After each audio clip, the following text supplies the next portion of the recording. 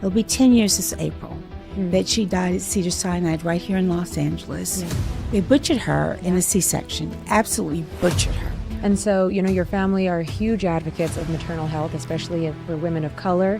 The Black and brown women, we know statistically that they are dismissed, disregarded, and not taken seriously when they are in these health crises, especially pregnancy-related. These are three things that the Supreme Court has outlined as being legal basis for you to be stopped. I lost all three of my children to the system because I was a drug addict. And so now I'm strong enough emotionally to take on these cases. What happens when the mom dies because there was no funding to get her mammogram, which could easily have spotted, but we are not cut that way. We're not. And we have a greater purpose in this world. Hi, everyone. Welcome to Empowered with Gina. I have a very special return guest appearance, Judge Glenda Hatchett. And I still very much feel uncomfortable calling you anything but judge because you're a judge. And she's my mentor and my friend and my family. And we are family. I'm grateful that you are back because so much has happened in your life that I'd love to update everyone about. Let's talk about it. You have so much to share. And then just get us I have to say, before we do anything, though, Gina, I am enormously proud of you. You have used your voice in so many strategic, absolutely essential ways in so many areas that we're fighting. We're fighting on so many fronts in this country. Yeah. That you have stood strong, you've been consistent, and I send you little notes telling you that how enormously proud I am of you because you could retreat. You could be saying, I'm going to just live my life with my law practice, with my beautiful family, my children, my husband, and not take these issues on. But every time you have stood up, you have been so remarkable. And I want you to know that I am proud of you. I'm proud to know you and how much I celebrate your advocacy for people because you didn't have to do it. And you're going to look back on your life 50 years from now, mark my words, when you're sitting talking to your grandchildren and they're going to say, tell me about the time that you stood up for people who were homeless after the fire. Tell me about the time that you advocated for people not to be destroyed their lives by ICE. Tell me about how you stood up for women, how you empowered women to be better in their lives. Tell me your story. Thank you. And they're going to celebrate you just like I'm celebrating you now. Thank you. And it means so much because I look at you as literally living a life like what you've done and what you currently do as doing those things. And so when I get those notes from you, it's just like, because I get a lot of wonderful, wonderful, grateful messages and just a lot of attention because of what Mike and I do. But when I get it from you, it's just like, because you understand, you get it, you do it, you've done it, and you're still doing all of it. And so I just love that you're here again. And I am too. There's so much to talk about. There's so much to talk about. I know. So much to talk about. Okay, so let's just jump in. Tell me professionally what you're doing. You're at a law firm in Atlanta. Yep, at a law firm in Atlanta, taking on national cases. I'm with the firm of Stewart Miller Simmons. I'm of counsel, and I get to do what I want to do. I get to take on things that I really care about. And of course, you and Mike have been so supportive on the whole issue surrounding Kira and her having lost her life. It's hard to believe it's almost 10 years. I can't believe it. It'll be 10 years this April that she died at Cedars-Sinai right here in Los Angeles, needlessly. Giving birth to their second child. They butchered her in a C-section, absolutely butchered her. And so now I'm strong enough emotionally to take on these cases. I continue to work on behalf of people. We have cases now that we're going to be doing more of in Atlanta and across the country of sex trafficking, going after these hotels who know what's happening to these women. And, of course, that goes back to when I was on the bench and when I knew that there were young girls who were being trafficked and the local authorities weren't doing enough. And so I went all the way to the feds and started saying, we've got to do more. These children are being exploited in ways that's just unconscionable. So I'm grateful to be able to do what I love. And people say, well, when are you going to retire? I'm not. Ever. Why? I say the same thing. They're like, what are you going to do when you retire? That will not happen. No, why should I? Why should I? I love what I do. I think that I have a purpose in being in this life, that God has blessed me enormously. I've had some really difficult challenges, as you know, but I know that it's all purposeful. That's right. It really is. Yeah. And so, your family are huge advocates of maternal health, especially for women of color. The Black and brown women, we know statistically that they are dismissed, disregarded, and not taken seriously when they are in these health crises, especially pregnancy related. And so I just applaud and always will support whatever advocacy is needed for that, because again, this is one of the many conversations that needs to be highlighted. Right. And we also have to be clear too about what's happening on the federal level. When you talk about the new budget in this big, as they call this beautiful bill, what does that mean for funding? What does that mean for hospitals in rural areas? What does that mean for Planned Parenthood? Oh. Everybody thinks that Planned Parenthood is just about abortions. That is not what they do. They provide necessary medical screenings for so many women across this country.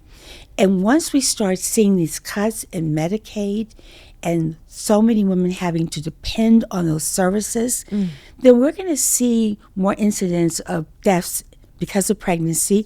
We're going to see more breast cancer, uterine cancer. And what does that mean for our society? What does that mean for young women? Right. What does that mean for elderly women? What does it mean for these women who then are not in the home anymore and these children don't have mothers? Okay. That's a whole nother conversation. But this is the conversation podcast too that we should do. I would love that. And it's a trending topic, and it will be for the foreseeable future, because this is not sustainable. The big, beautiful bill, whatever they call it, that's one thing. But let's look at the long-term repercussions of the actual people being impacted by this. What happens when the mom dies because there was no funding to get her mammogram, which could easily have spotted a tumor, breast cancer, and that can be treated early. You treat something early, you can do something about it. She has 3 kids at home, all under 18. Right. Maybe she's a single mom, sole breadwinner. Now what? Then you have the grandparents who are taking on these 3 grandchildren on a fixed income, and then their benefits are being affected. So it's a rippling effect for generations. That's right. And that's why these conversations are vital. That's why when you said that, I could just sit back in my law firm, and truly I could enjoy the privilege of anonymity and ignoring everything. You could. So could you.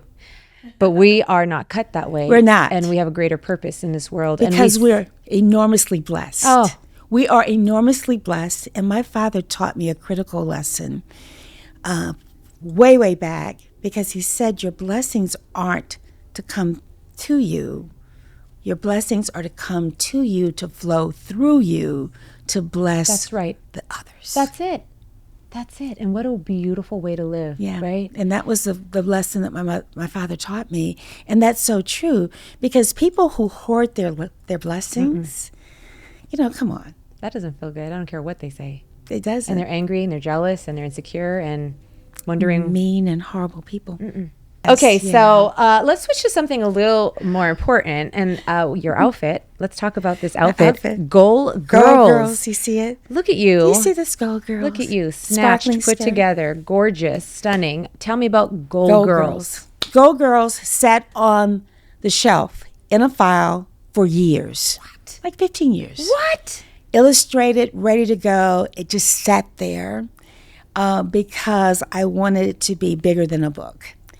And I just put it back, and then I pulled it out recently, and I said, maybe this is a better time that the world needs this message now. Yes.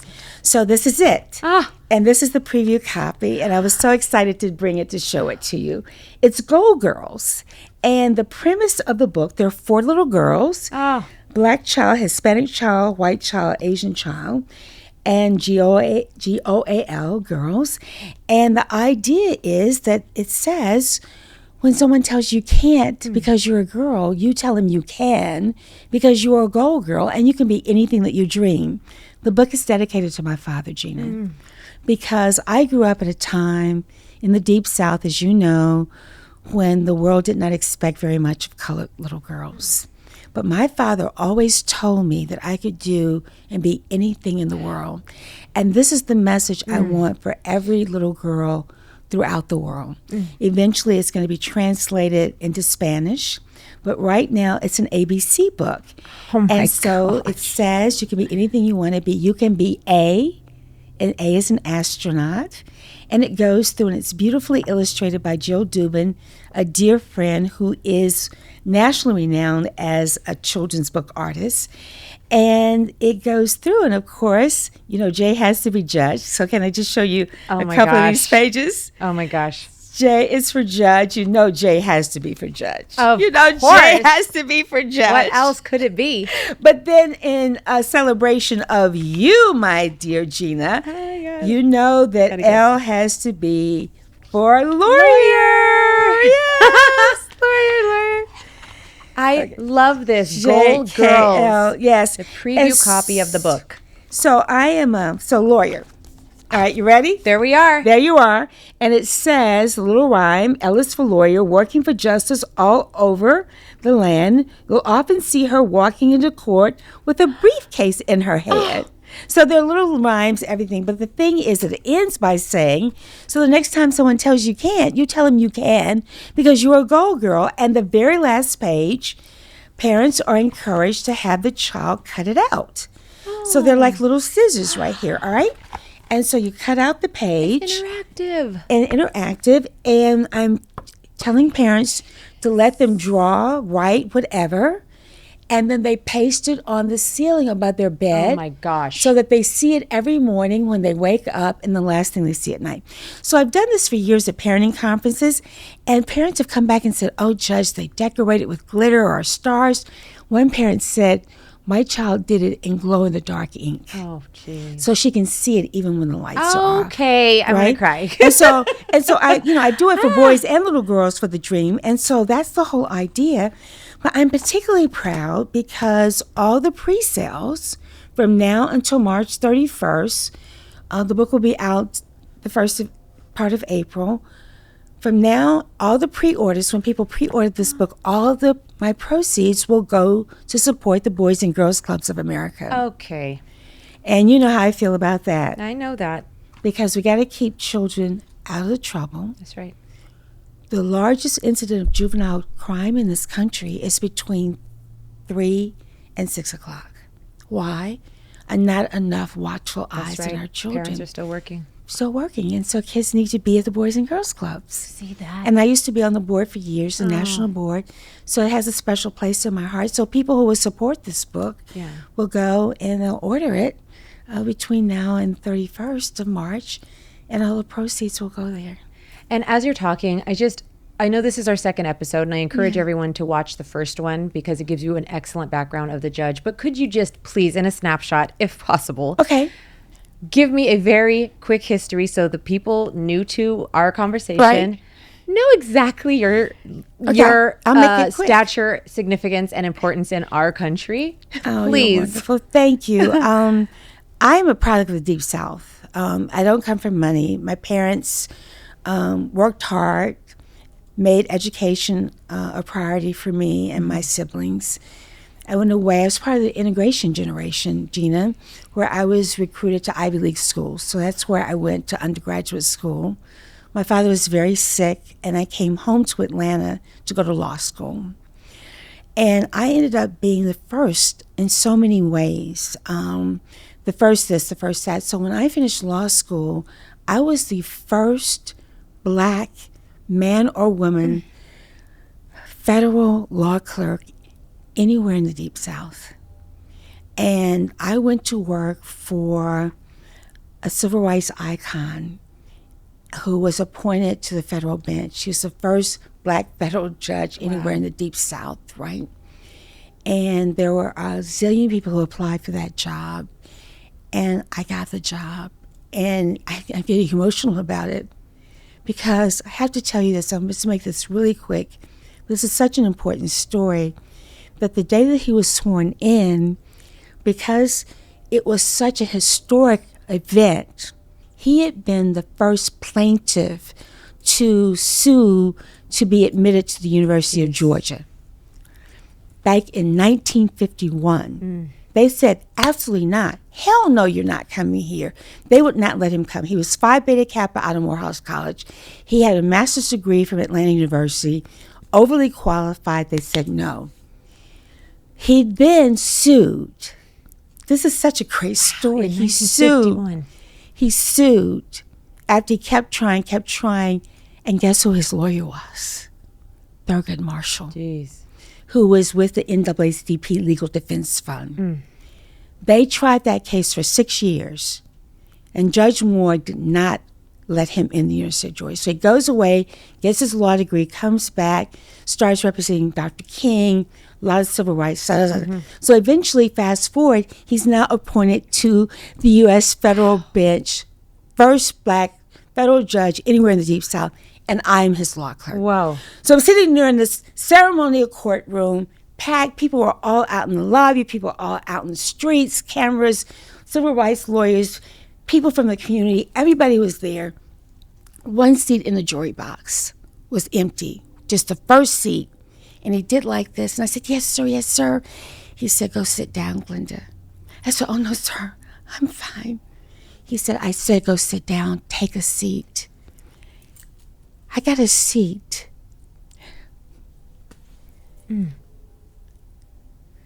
Figuratively and literally, I had a front row seat as he raised his right hand, put his left hand on the Bible in the very same courtroom where decades before Judge Moore had denied him entrance to the University of Georgia Law School.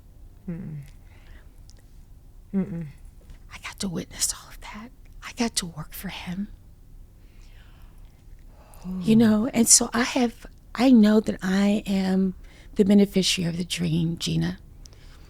And so I cannot stop fighting. I cannot stop working hard. I cannot stop because I am so blessed. Right. I am so blessed. So from that job, then, I won't tell long stories anymore. So from that job, I went into as in-house counsel for Delta Airlines. Well, they'd never had a black woman at Delta Airlines, right? And so I went in, and I never lost a case. No. And nobody in the department could say that. Did you hear that? Never lost a case. I tried cases in federal courts all over the country, and people thought I'd lost my mind when I left that to go to the bench. I wasn't planning to leave my job. Oh, no, Gina, I was not planning to leave. Girl, please. One of my mentors came over and said, Glenda, we've met. We really want you to, the judge who'd been there for many years had died. We want you to come. I'm like, and you're like comfortable at Delta, girl, seniority. I'm senior attorney. My ego's involved. I've never lost a case. I'm trying cases all over the country. I'm like, think I'm hot stuff. Plus I had children. We flew everywhere. My kids didn't know what a road trip was. I mean, sure. Charles. I mean, those, they were kids then. They were like, what? We're going on a road trip? What? Why? Because and I was comfortable. Yeah. Had stock options. My stock options were worth more than I was going to make on the bench. Oh. So I'm being very polite. Thank you very much. My dad was sitting there in the meeting with me. They came to my home. I said, thank you very much. I wasn't leaving my job. Gina, I was not leaving. Mm-mm. So my dad said one thing to me. My dad was my hero. He said, Glenda, just pray about it before you decide. And I'm thinking, pray about what? I'm like, what? Pray about what? That was my inner voice. I did not say that to my dad. Fast forward, I started like yo-yo prayer. God, what you want me to do? God, you don't really want me to give up my job? My goal is to be a senior vice president. I'm going to retire from him. I got this, right? My mentor is new president of the company. Oh, wow. No, I got this, right? And so fast forward, if you turn it over to God, you might not be able to pull it back. And God was really wrestled with me. But it ended up being where I should have been. Yes. Because that's where I found my purpose and passion, was in the juvenile court. I wouldn't have applied but for juvenile court. Because if I get my hands on a 15-year-old, let's hope we won't see them in the system at 25, 35, 45. And that's where I found my purpose and my passion. And sometimes I'll have to tell you about some of the life-changing stories that happened there. You know, that just, if you can imagine, I've seen it 10 times worse. I've seen a 15-year-old give birth to her twins before her 16th birthday, and those were her third and fourth children. I've seen a girl holding a baby in my courtroom, sobbing. No. She did not know that she was HIV positive until the baby tested. Jesus. I've seen a paid assassin. I've seen gang executions that would just make you sick. I've seen a drug mother who left on the drug binge and forgot the baby, and the baby starved to death. I can go on and on and on with all kinds of horrible stories. But I felt like, God, maybe I can make a difference there. And that's where my purpose and passion intersected in my life. But there had never been a chief judge of a state court that was black, man or woman in Georgia. I caught hell. The governor wanted to fire me, but I was coddling these children. I got my recidivism rate down to single digits because I worked hard to keep these kids from coming back because I wanted them to be better. But, you know, when you're the first and you're the first and you keep being the first, there's a target on your back. It really is. And all the hatred didn't come from the other side. Always. I know that. You know that story well, right? Yeah. You know? And so I've been very fortunate. I've sat on 3 Fortune 200 boards. I've had a lot of stuff. I've handled some pretty impressive cases. Bobby Christina, Whitney's daughter, we proved that she was murdered in a civil trial. Jesus. You know, so I've So you're talking to a legitimate, upstanding lawyer / judge who has done it all. And so I had to give you that background so you understand. probably much too long. And that's scratching the surface. And it doesn't do justice at all to any of your experience and what you have, the path and the path you've created for so many of us. 25 years on television. Jesus. So that was my next thing. 25 years. Judge Glenda Hatchett, you're even in Los Angeles because you're filming this week your TV show. Right. How did that come about? Because that's so interesting. So literally I've had a TV show now 25 years. They came to me and said, we want you to do this. I'm like, no. Again, you said no. No, I said no. I've been a real judge. You know, come on. I don't like this stuff I see on TV. I don't want to be a TV judge, right? And I'd had several studios call me to ask me. But this time, a friend called and she said, Glenda, you owe me. They know I know you. I told them that you would take the meeting. I'm like, well, why'd you say that, Nancy? She said, girl, you owe me. Go get your, Yeah. So I said, okay, I have a meeting. I'm speaking south of LA. I'll go in, I'll take a meeting for an hour, right? She said, they'll fly. I don't want to be obligated. I don't want them to fly me. I don't want them to put me on. So I'm out there, and then they said, what would it take? So off the top of my head, I said, I'd have to create it consistent with what I believe in. You know, if somebody needs drug treatment, Sony will pay for it, rehabilitation. I want staff. I want social workers. I want people there to help people. Yeah. And it needs to look like America. You know, these demographically, different cultures, different races, backgrounds, not just. And they said, okay. They agreed to everything. And then they brought in the president of Sony. Oh. They brought him in, and he sat down, and he said, I need to know. I said, I don't know. I have to go home and talk to my 2 sons. So I went home and talked to Charles and Chris. And that meeting was on a Friday. Thanksgiving was that Thursday. The next Friday, I was on a plane, and I started shooting the pilot the next week. No, 25 years ago. 25 years ago. Right. And what has that experience, because I don't think people realize it is you're actually adjudicating cases. Cases, yeah. People think it's entertainment, but no, these are legitimate cases that have been filed. Right. And I don't do criminal cases because I don't have the authority to lock people up on television. Thank God. Right. But But That would with be so crazy if many- people could do that. Yeah, right. Some of the people who are doing this aren't even lawyers. What? There are people who are doing TV shows who aren't even lawyers. There are people who, I'm going to have to look into that. yes, disbarred. I will explain to you what being disbarred versus an active license means, and we'll talk about that separately. Yeah, so it's Okay. become Interesting. A feeding frenzy. It's not a good situation. Okay. It was very different when I started 25 years ago. It really is very, very different.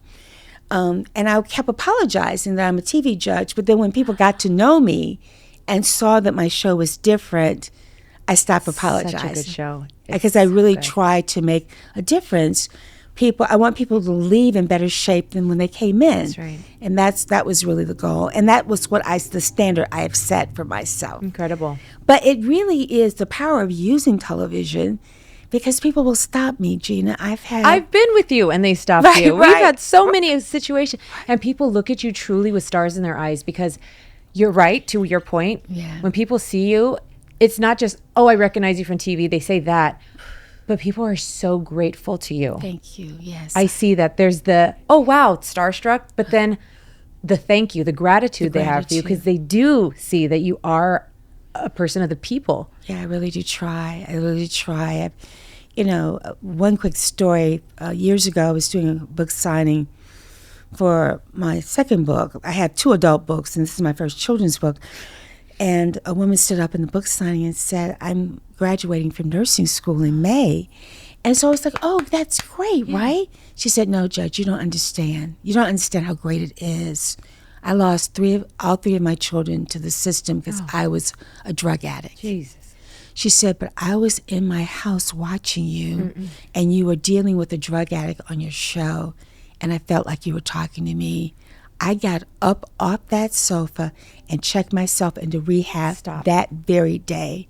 She said, I worked hard. I kept hearing your voice saying, I believe in you. You can do this. There's a different side of you. You've got to want it, And she said, I kept thinking about all the things that I heard you say on the TV show, kept thinking about it.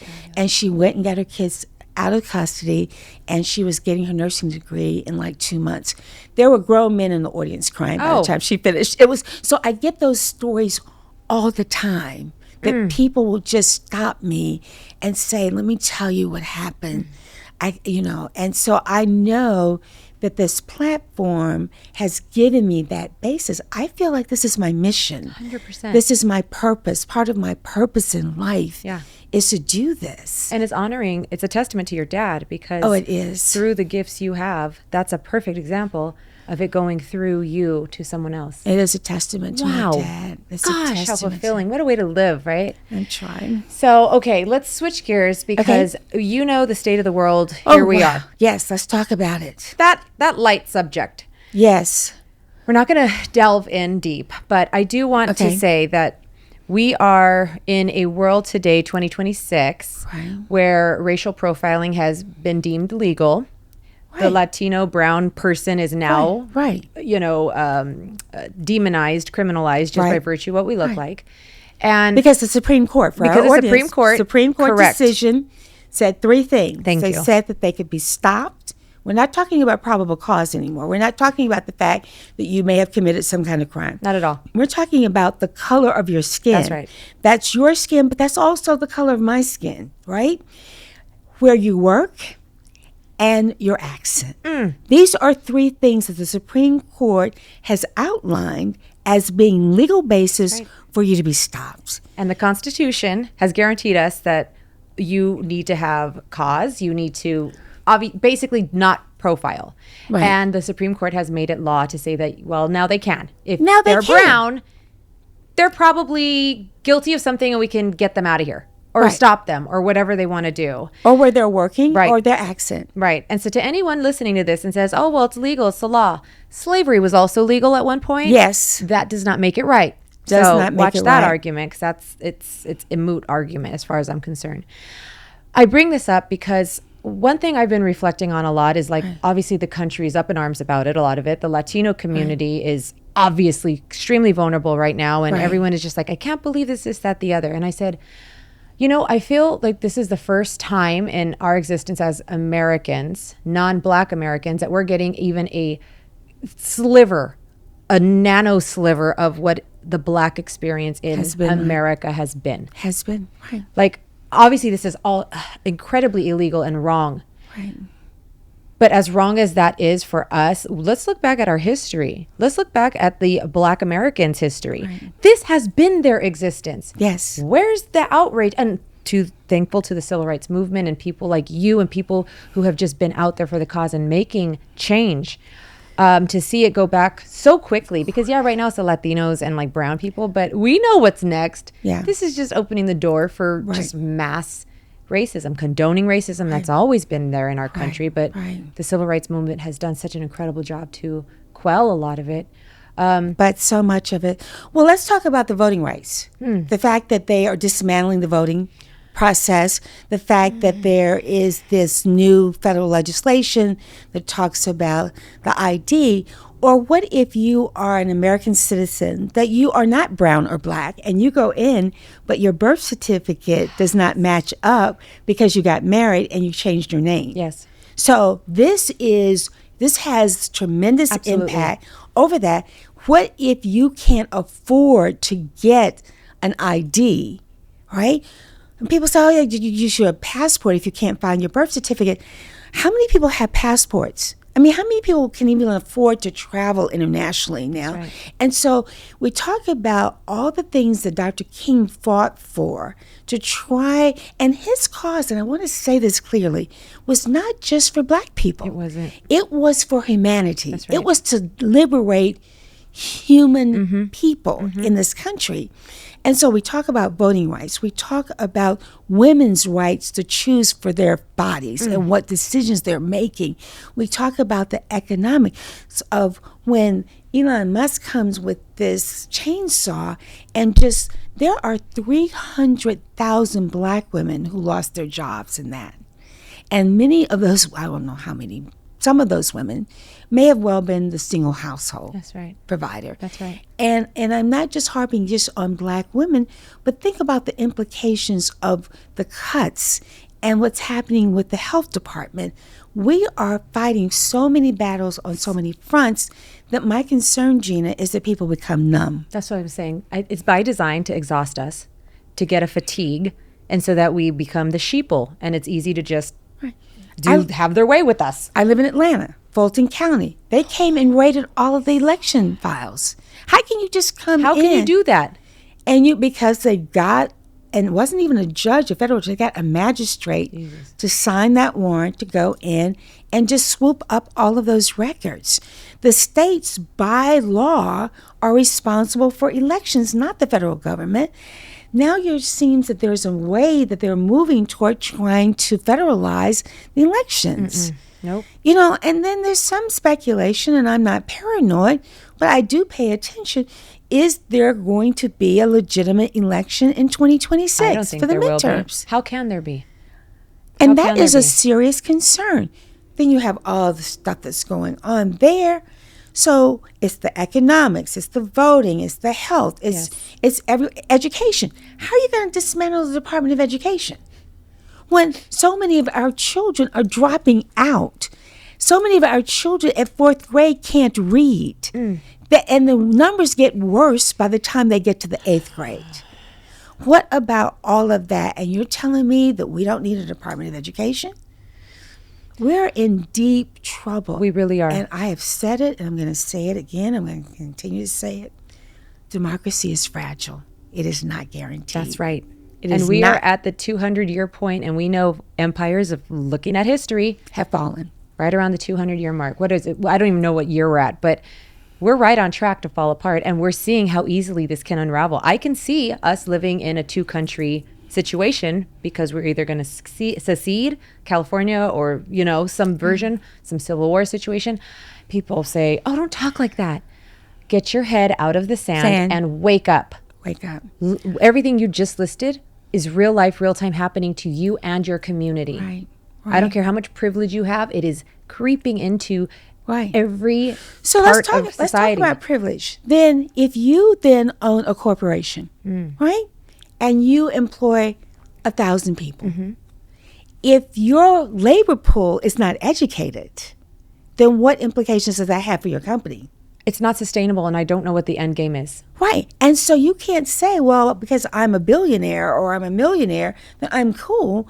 If there is, what about the technicians that need to work on the power lines and the power goes out? And I mean, the implications are so far flung that people need to be educated. That's right. And we need to be investing in our education, not saying, well, we're just going to. Yeah, exactly.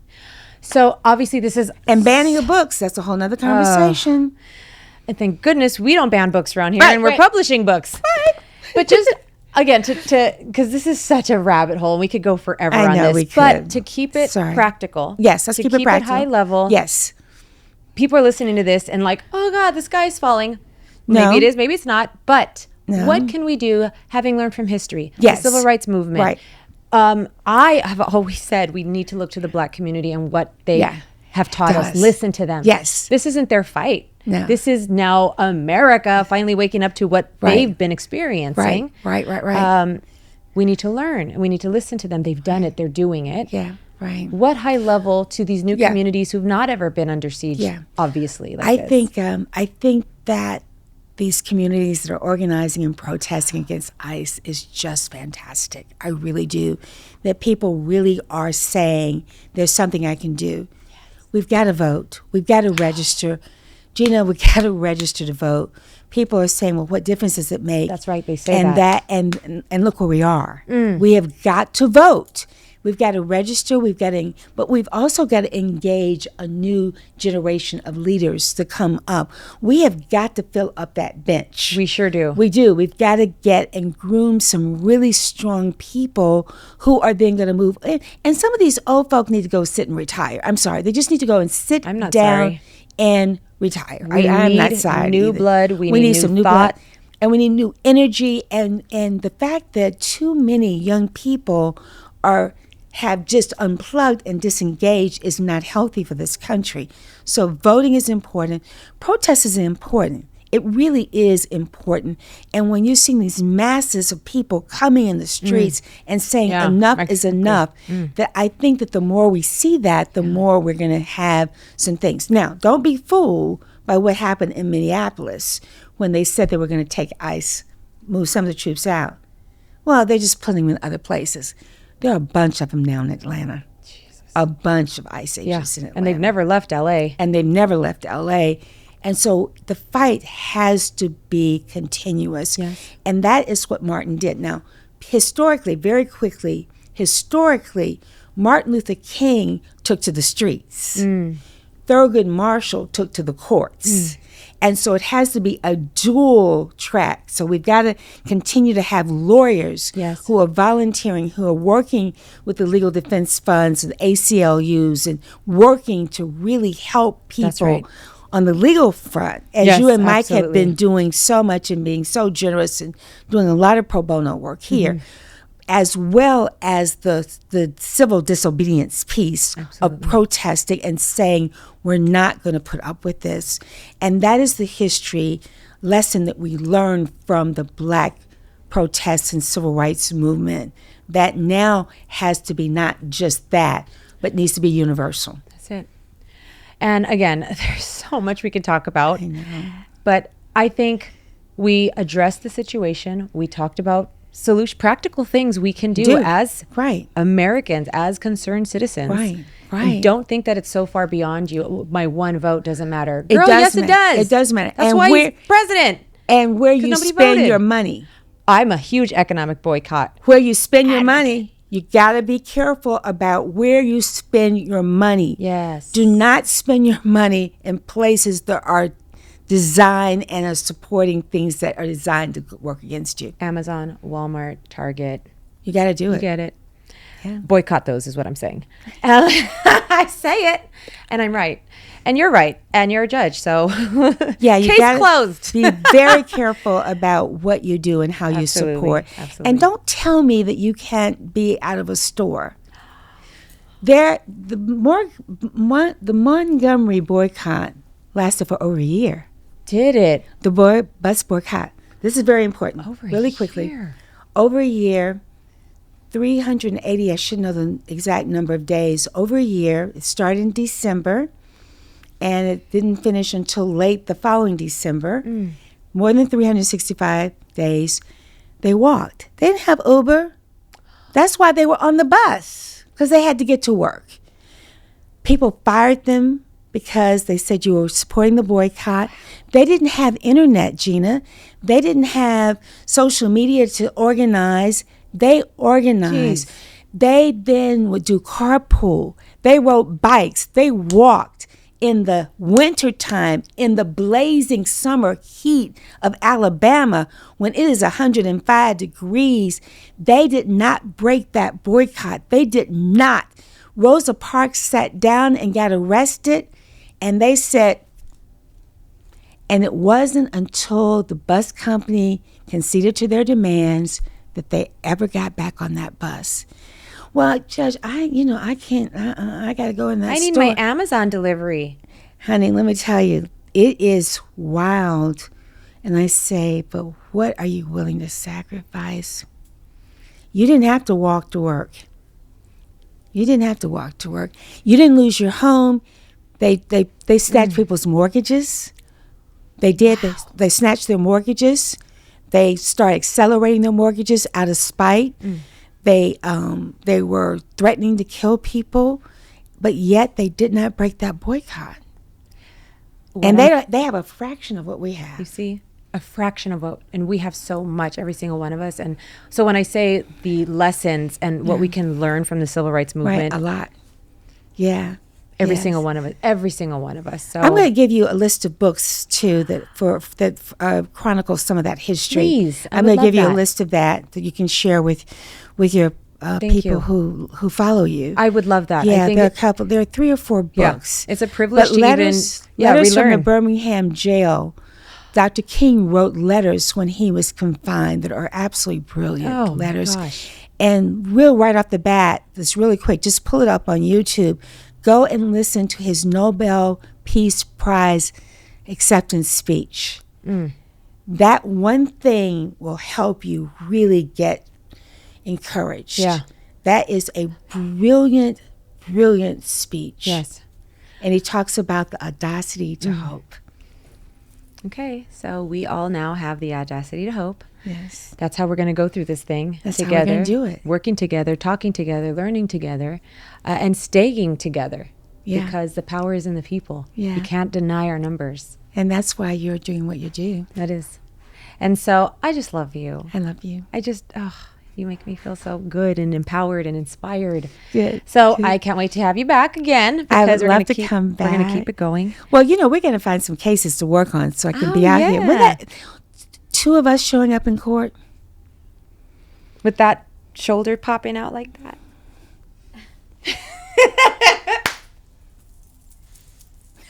Case closed. I love you. Thank you for coming. Thank you for having me. Everyone, we're going to put how you can connect with Judge Hatchett in the comments. Please. Watch her show. Let's buy this book. Let's support her. The pre-sale. Boys and Girls Club are going to be the recipient of those sales for the pre-sale. And let's just continue to support and learn from each other because this is how it happens. That's how it happens. Bye.